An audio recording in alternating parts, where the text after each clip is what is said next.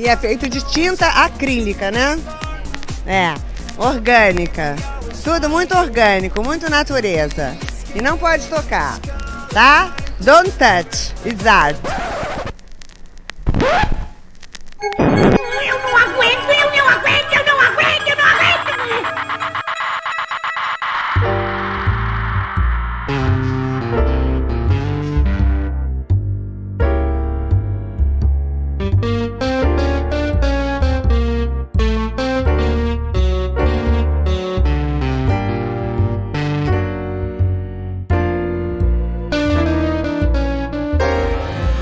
E aí, gente perdida? Tá começando mais um Não Pode Chorar. Este é um derivado do Não Pode Tocar, no qual nós contamos algumas desventuras da vida e pensamos em maneiras de lidar com elas. Se você chegou aqui e ainda não conhece o nosso podcast, nós temos 3 programas no nosso feed. O Pataquadas, com as principais notícias do mundo da arte. O Não Pode Tocar, com ensaios, debates e entrevistas. E este, que é o Não Pode Chorar. Nós estamos em todos os aplicativos para ouvir podcasts e também no Spotify, no Deezer, no iTunes, no YouTube, e dá para receber nossos episódios até por e-mail. Todas essas opções estão na descrição desse episódio em notamanuscrita.com. Nós publicamos episódios novos todo domingo, então escolhe a opção que for mais confortável para você. Escute os episódios das temporadas passadas e não perde os próximos. Aproveita que você está aí e compartilhe este episódio no Twitter, no Instagram, no Facebook, no Telegram, no WhatsApp ou em qualquer canal. O podcast é uma mídia majoritariamente independente e a sua divulgação nos ajuda a chegar a mais pessoas. Só de avaliar a gente com 5 estrelinhas aí no aplicativo que você está usando já nos ajuda muito. Você pode também seguir os nossos perfis no Twitter e no Instagram. A gente está lá como @nãopodetocar. E quem comanda esses perfis é o Tiwi, o nosso cão podcaster. Lembre-se de que o D de pod é mudo. Todas essas informações, assim como o link para o nosso PicPay, estão na descrição deste episódio em notamanuscrita.com. Considere a possibilidade de nos apoiar financeiramente pelo PicPay. Pode ser com valor mensal de R$5 ou com qualquer quantia esporádica. Nosso perfil no PicPay também é @nãopodetocar. Chega de recados iniciais. Vamos para o episódio de hoje, no qual eu vou contar para vocês como não inventar um gênio.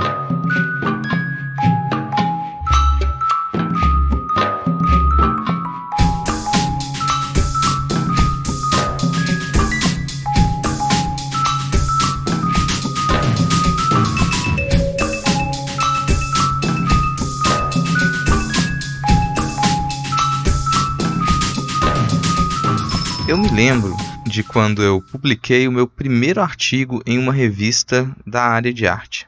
Eu tive a sorte de fazer isso ainda na graduação. E eu digo que eu tive sorte porque, ao menos na época, a maioria dos meus colegas estudantes sequer considerava essa possibilidade. Mesmo aqueles que começavam cedo a ter mais orientação em algum projeto de iniciação científica, quase sempre paravam na apresentação de um pôster ou de uma comunicação em algum congresso. Eu reli aquele meu primeiro artigo outro dia e deu até vergonha de como a coisa estava pessimamente escrita. Mas tudo bem, isso não muda a importância que ter publicado aquele texto tem para mim. Quando eu recebi a mensagem de aceite de uma revista de outro estado, depois de pessoas que eu não conhecia terem lido o meu texto e considerado que ele merecia estar ao lado de textos de pesquisadores e pesquisadoras, aquilo foi uma resposta para dúvidas muito maiores. Até então, eu escrevia os trabalhos finais das disciplinas, os professores davam a nota e aquele texto morria. O objetivo do texto era cumprir as exigências do professor. Eu também escrevia curtos memoriais descritivos para exercícios de disciplinas técnicas e de prática poética, e mais uma vez o texto morria ali. Como nada acontece de uma vez só, eu já havia escrito 2 textos para acompanhar exposições pequenas de amigas dentro do próprio centro de artes em que eu estudava. Eram exposições pequenas mesmo, de estudantes tentando fazer alguma coisa. Os textos mesclavam um pouco de curadoria e crítica. Eles foram impressos em folhas de papel, colados na parede da exposição e depois postados em algum blog que deve ter se perdido no tempo. É engraçado e meio triste lembrar dessas coisas. Acontece que, naquela época, não havia espaço na minha mente para sequer considerar que as coisas que eu ou qualquer dos meus colegas fazíamos tivesse tanta importância assim. Não é que não houvesse o sentimento de que a gente pudesse criar algo importante, algo que fosse lembrado, que deixasse marcas. Não é isso. Eu vou tentar me explicar melhor, e isso vai exigir um raciocínio um pouquinho mais longo e uma dose bem maior de irritação. Antes de publicar aquele meu primeiro artigo em uma revista, eu precisei saber como os periódicos acadêmicos funcionam e nenhum professor havia me explicado isso. Tudo bem, qualquer pessoa pode descobrir essas coisas sozinha. Afinal, internet. Mas eu não vou me culpar por ter demorado um pouco para descobrir algumas coisas simples. A internet não era tudo o que ela é hoje, e eu só encostei em um computador pela primeira vez depois de entrar na graduação. Então, tudo bem. Já era maravilha suficiente a interação e a competição por afetos virtuais no Orkut. Que tempo horrível.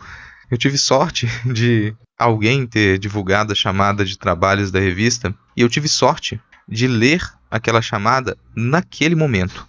Fosse 6 meses antes, eu teria deixado para lá. Naquele momento, eu estava suficientemente interessado para ler as regras da revista e entender que eu tinha permissão para tentar publicar as minhas ideias. Acontece que, naquele semestre, eu havia me matriculado em uma disciplina com uma professora que havia acabado de voltar do doutorado. Dentre os textos que ela nos indicou para serem discutidos em sala de aula, havia alguns muito recentes. Não eram os mesmos autores antigos e, o mais doido de tudo, havia autores e autoras brasileiros e vivos. Um dos textos havia sido editado pela própria professora. O nome dela estava ali, impresso, e ela estava ali, na minha frente. Isso tudo parece muito óbvio e meio ridículo quando a gente pensa de maneira fria. Só que pensamento nunca é realmente frio. E as decisões que a gente toma, assim como a compreensão do que as informações significam, depende das nossas emoções. Até aquele semestre, todos os textos que os professores indicavam para serem discutidos eram ou de autores europeus e estadunidenses mortos, ou de autores europeus e estadunidenses velhos e renomados. Se era só isso que me era apresentado, era só isso que eu sentia que fosse possível. Nunca havia passado pela minha cabeça que eu estava no mesmo mundo que aqueles velhos barbudos e sábios. Isso é importante. Eram velhos, barbudos, sábios, mesmo que eu jamais houvesse visto uma maldita foto deles. Junte a sensação de, pela primeira vez, eu discuti ideias que acabavam de ser publicadas, escritas por pessoas vivas e que faziam parte do meu mundo, com aquela chamada de revista, e eu acreditei que as minhas ideias valiam a pena. Eu acreditei, não como um sonho, mas de modo prático, que valeria a pena para alguém ler e discutir as minhas ideias. Isso é uma diferença daquelas que a gente nunca deve esquecer. Uma coisa é acreditar que você pode fazer algo relevante para o futuro, que vão lembrar de você e do que você fez. Outra coisa é acreditar de modo prático. No segundo caso, você não está interessado em ser lembrado, em deixar sua marca, em ser importante ou fazer algo grandioso. Você quer sim ser atuante no mundo em que você vive, junto com as pessoas que dividem esse maldito mundo e essa maldita época com você. Isso somente é possível quando a gente não constrói pedestais. Aqueles nomes nas capas dos livros eram apenas trabalhadores e trabalhadoras que tiveram a chance de publicar as suas ideias. A distância que a maioria dos professores criava entre aqueles nomes e nós, estudantes, era uma distância castradora. Do modo como a história da arte nos era apresentada, nós éramos duplamente inferiorizados. não apenas nós jamais seríamos dignos de estar nas páginas de livros de história da arte em vida, como nunca poderia passar pela nossa cabeça que nós poderíamos escrever essa história. Tá, não é justo simplesmente apontar o dedo para aqueles professores. A maioria não fazia isso de propósito. Além de ter sido o que eles aprenderam, eles tinham que lidar com a frustração de não terem sido reconhecidos como grandes artistas e grandes autores em vida. E, depois de algum tempo, todo mundo tem o direito de se sentir cansado e ficar com preguiça de arrancar aluno da cadeira e sacudir a cabeça da criatura até desfazer o sono hipnótico do ensino médio. Alguns daqueles professores hoje são meus colegas. Felizmente, a grande maioria mudou o seu jeito de lecionar e os conteúdos que são sugeridos para as turmas. Outros não mudaram e não vão mudar. O tipo de história da arte que afastava os alunos da consciência de que autores não são deuses e a história da arte não foi talhada em pedra, ainda é o mais disseminado dentro e fora da academia. Esse tipo de história da arte pode parecer mais fácil de acessar, mais fácil de explicar, pode parecer mais didático.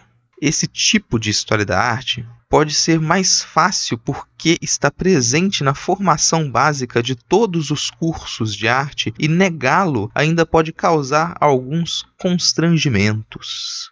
Todo mundo precisa entender e aceitar o sentimento de preguiça que bate só de pensar na ideia de discutir com aquele colega de trabalho tapado, obsoleto, incompetente e que mesmo assim se acha o intelectual incompreendido.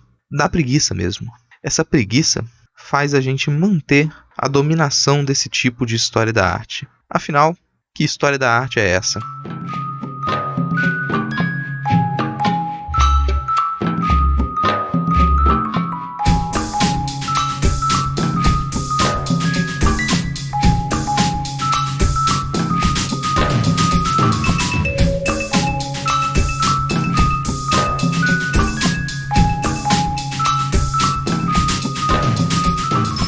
No começo do ano, eu li um texto chamado O Mito do Gênio Artístico, da escritora Cory Delistratty. Eu vou deixar o texto nas referências e vou comentar algumas das ideias que ele apresenta. Se você já passou por algum curso superior de arte ou teve boas aulas no ensino médio, alguns dos nomes que eu vou falar em seguida você já deve conhecer. Se não for o caso, tudo bem. É o suficiente você saber que são nomes carimbados nessa área. O primeiro deles é o Ernest Gombrich. Ele publicou vários livros que são presença obrigatória nas bibliografias de todos os cursos de História da Arte pelo mundo. Um desses livros se tornou uma espécie de bíblia, de tão frequente, referenciado e, algumas vezes, inquestionável. O nome do livro é A História da Arte. E ele foi lançado em 1950. Deixar de usar esse livro do Gombrich é uma espécie de tabu nos currículos de História da Arte, pois isso significaria aceitar uma mudança de rumo no modo como encaramos a própria disciplina da História da Arte, mas também por outras razões. Como qualquer profissional da teoria da arte se formou com essa base, deixá-la de lado, ainda que seja só um pouquinho, significa que esses profissionais vão precisar de outra base, e isso dá muito trabalho. Quando nós pensamos no tipo de formação histórica que o pensamento progressista deseja e luta para que seja efetivada, aquela formação crítica e ativa, não linear e interdisciplinar, multicultural e não totalizante, a História da Arte do Gombrich é o oposto disso. Quando nós nos apegamos a esse livro, nós nos apegamos a uma história enciclopédica, linear e totalizante. E nem foi só isso que o Gombrich escreveu. Ele tem muitos outros livros que são interessantíssimos de serem trabalhados.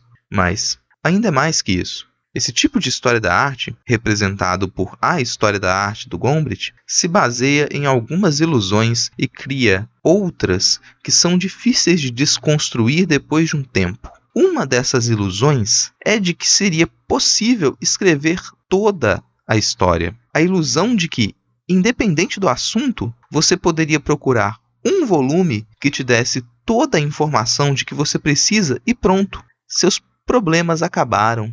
Não se assustem com a proliferação de livros com títulos do tipo "Tudo o que você precisa saber sobre isso", "Tudo o que você precisa saber sobre aquilo", "Como entender não sei o que", "Como entender não sei o que lá".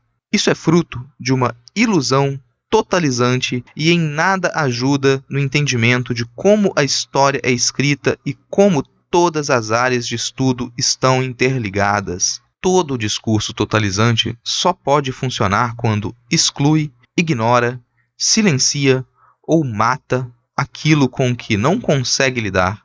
Eu não sei as atuais edições da História da Arte do Gombrich, mas as primeiras e aquelas com as quais eu estudei não falavam sequer de uma artista mulher. Um livro que almeja ser a grande bíblia da história da arte e não apresenta uma só artista mulher?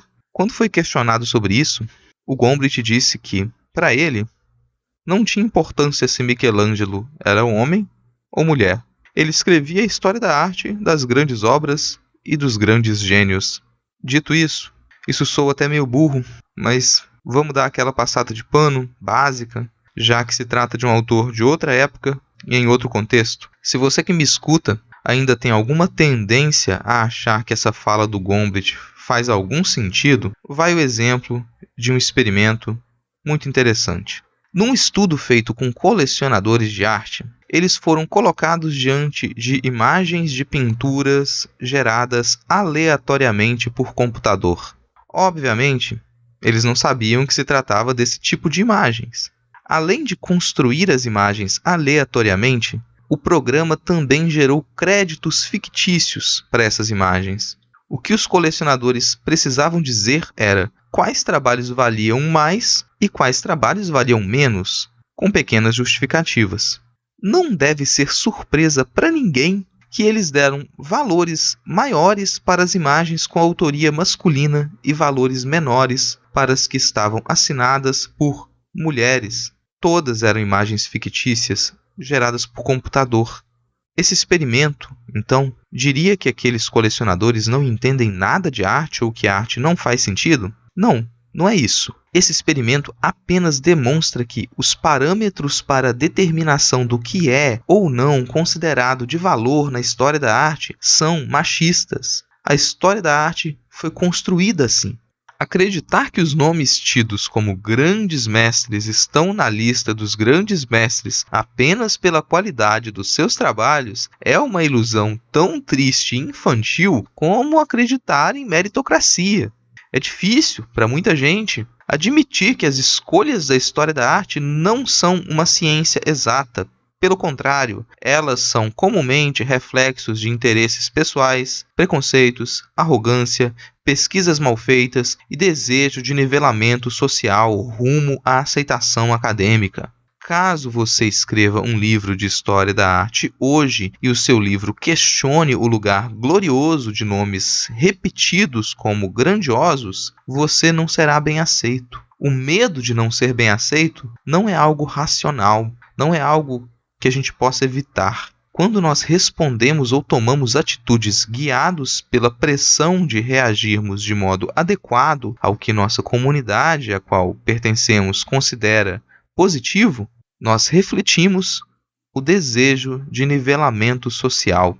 Quando Giorgio Vasari escreve o livro As Vidas, lá em 1550, ele não estava preocupado em analisar trabalhos de arte ou enquadrá-los em qualquer contexto. É um pouco difícil chamar aquilo de história da arte, pois se trata mais de um tipo de publicação bem comum na época. Muitos intelectuais e artistas publicavam uma espécie de crônicas misturadas com listas de coisas da época deles. O título inteiro do livro de Vasari é As Vidas dos Mais Excelentes Pintores, Escultores e Arquitetos. O que ele fez, principalmente, foi reunir uma lista de nomes mais famosos dentre esses campos de realização, não exatamente da sua geração, mas também os que ainda eram lembrados. O Vasari nem mesmo observou grande parte dos trabalhos que ele acredita a esse ou aquele nome. É como se uma pessoa, sozinha, tivesse escrito o livro 1001 livros para ler antes de morrer, mas sem ter lido os 1001 livros. E mais, sem ter uma noção do que existe para além daqueles 1001 livros. Essa ideia de ressaltar os nomes dos artistas acima e antes dos trabalhos de arte é algo que ficou marcado para toda a história da arte. Aqueles nomes ficaram conhecidos como grandes mestres. Aqueles nomes, logo, ficaram conhecidos como gênios. Depois de séculos, não adianta muito tentar explicar que algumas pinturas do Tiziano, na verdade, foram feitas por uma das maiores retratistas da época, a Sofonisba Anguissola. Depois de séculos, não adianta muito explicar que trabalhos creditados a El Greco ou aos Carracci provavelmente foram pintados por Lavínia Fontana. Depois de séculos, não adianta muito explicar que Da Vinci não era um ponto fora da curva, que estudos como os que ele fez já haviam sido feitos, que ele tinha por onde estudar e continuar trabalhos anteriores. Não adianta explicar que existiram pessoas que publicaram mais do que o Da Vinci, desenvolveram técnicas de pintura bem mais influentes que as dele, escreveram tratados bem mais influentes que as pesquisas dele e por aí vai. Cite 10 discos do Da Vinci que você escuta sem pular uma faixa. Esse é um desafio meio injusto, porque nem música para ocupar 10 discos ele tem direito. Infelizmente, a invenção do gênio artístico como o conhecemos no romantismo do final do século XVIII vai englobar essa ideia maligna de que há sujeitos iluminados e com capacidades superiores. Essa ideia de que há um sujeito infinitamente mais inteligente que outro, mais competente e moralmente superior a outro, é por si só um mal que deveria ser combatido. Quando nós acreditamos que a obra de arte é reflexo direto da condição superior do gênio artístico, independente de qual sujeito seja habitado por esse gênio, nós criamos uma cadeia de problemas que parece insolúvel. A construção da ideia de gênio inclui a profunda permissividade com a qual nós tratamos algumas pessoas e outras não. A ideia de separar obra de autor é uma consequência disso. Note que quase sempre, ou sempre, a defesa sobre a separação entre obra e autor se refere a homens brancos que fazem merda. Se pergunte antes, será que os trabalhos desses homens brancos são tão interessantes assim? São tão grandiosos assim? Nós sofreríamos realmente uma grande perda se escolhêssemos dar menos atenção para esses trabalhos e concentrar nosso esforço em tudo o mais que é produzido? Eu sei que é difícil sair da posição de fã hipnotizado pela figura do inatingível, só que isso é necessário se você não quiser perpetuar um sistema baseado em exploração e silenciamento. Já passou da hora de nós pararmos de idolatrar grandes mestres separados da humanidade por pedestais intocáveis. Se você gosta de estar na posição de fã, tudo bem. Só se preocupe em ser fã de trabalhos de arte e não de artistas. Se você é fã de artistas, quando eles começam a fazer merda, você nem vai perceber, pois você não se interessa pelo que aquela pessoa produz, você apenas a idolatra. Já passou da hora de nós pararmos de colocar pessoas em posição de deuses só para nos escondermos na sombra desses deuses. Você quer saber como não inventar um gênio? Isso é menos complicado do que parece. Quando nós falamos sobre artistas e trabalhos que estão fora da lista tradicional da história da arte, nós somos capazes de quebrar a genealogia fácil que sustenta a ilusão de herança histórica do homem branco cis-hétero. Essa é a parte simples. O problema é que, quando nós falamos de quem fica de fora dessa genealogia, isso pode até ser bem aceito. Mas, quando nós deixamos de comentar os ditos gênios, as pedras voam de todos os lados, o chão dos fã-clubes tremem e os fanboys choram e choram e choram alto. Enfrentar fã-clube é uma merda. Principalmente quando são fã-clubes de doutores com currículos assustadores. Só que se a gente não fizer isso, há nomes que vão ficar para sempre, ou esquecidos, ou apenas lembrados na sombra dos eternos gênios. Quando a gente escapa dessas sombras, a gente percebe que toda a ilusão de que algumas pessoas são mágica e ou naturalmente superiores a outras é a fonte do preconceito, da opressão, da colonização e da escravidão. Alimentar essas ilusões é permitir que antigos e novos sofrimentos cresçam e se multipliquem. Quando nós destruímos os pedestais, nós damos um dos muitos passos necessários rumo à libertação.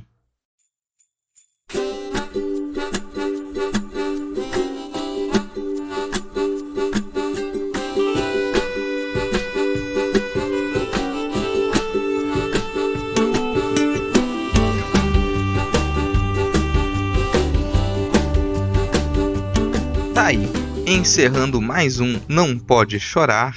Se você concorda ou discorda das ideias que eu apresentei aqui, por favor, fala com a gente. A gente tá no Twitter e no Instagram como @nãopodetocar e por e-mail em nãopodetocar@gmail.com.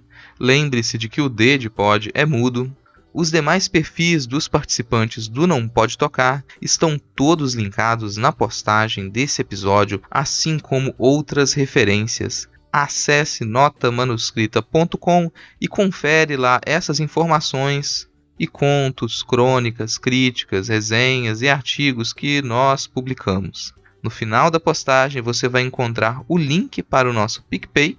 Considere a possibilidade de contribuir financeiramente com a gente, tanto no valor mensal de R$5, quanto com qualquer valor esporádico. Nosso perfil no PicPay também é @nãopodetocar. Por hoje é só. Se nada der muito errado, semana que vem a gente tá de volta. Valeu, falou!